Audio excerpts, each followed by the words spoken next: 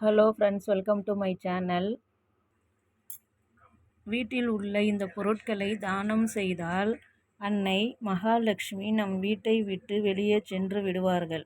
முதலில் நாம் உணவு செய்ய பயன்படுத்தப்படும் எந்த பொருட்களையும் தானம் செய்யக்கூடாது. குறிப்பாக சப்பாத்தி செய்ய தேவைப்படும் உருட்டுக்கட்டையையும் அதை உருட்ட பயன்படுத்தப்படும் தட்டையையும் யாருக்கும் தானம் கொடுக்க கூடாது.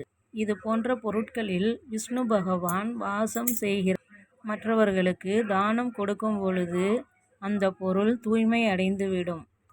அதை மீண்டும் நாம் பயன்படுத்தும் பொழுது நமக்கு தீமைகள் ஏற்படும். அதனால் சப்பாத்தி கட்டைகளை தானம் கொடுக்க கூடாது. அடுத்து முக்கியமான ஒரு பொருள் துடைப்பம். நம் வீட்டில் உள்ள துடைப்பம் தானம் செய்யக்கூடாது.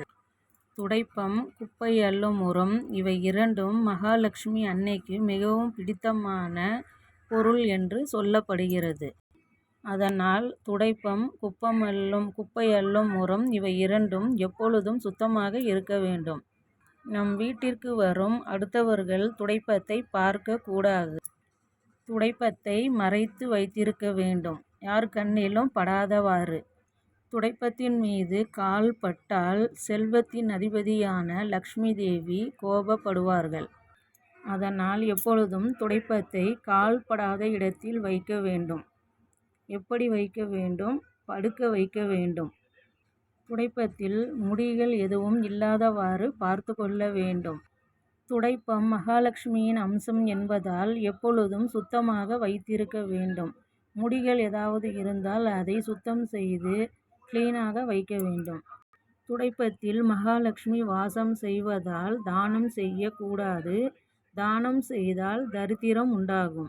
அடுத்து ஒரு முக்கியமான விஷயம், தங்க நகைகளை பிறருக்கு தானம் செய்யக்கூடாது. மகாலட்சுமி எப்பொழுதும் தங்க நகைகளில் வாசம் செய்வாள்.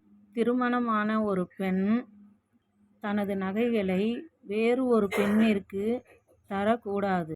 அப்படி கொடுக்கும் பொழுது வாழ்க்கையில் கஷ்டம் ஏற்படும். அடுத்து, பொழுது சாய்ந்த நேரங்களில் வெள்ளை நிறம் கொண்ட எந்த பொருட்களையும் பிறருக்கு தானம் செய்யக்கூடாது. உப்பு, பால், தயிர் போன்ற பொருட்களை தானம் செய்யக்கூடாது. அப்படி தானம் செய்தால் வாழ்க்கையில் பல துன்பங்களை கொண்டு வந்து சேர்த்துவிடும். இவை அனைத்திலும் மகாலட்சுமி வாசம் செய்வதால் இந்த பொருட்களை எப்பொழுதும் யாருக்கும் தானம் செய்யக்கூடாது. பொதுவாக பொழுது சாய்ந்த நேரங்களில் எந்த பொருளையும் தானம் கொடுக்க கூடாது. கொடுத்தால் நம் வீட்டிற்கு கஷ்டம், தரித்திரம் எல்லாம் உண்டாகும். இந்த வீடியோ பிடிச்சிருந்தால் லைக் பண்ணுங்கள், ஷேர் பண்ணுங்கள், சப்ஸ்கிரைப் பண்ணுங்கள். நன்றி, வணக்கம்.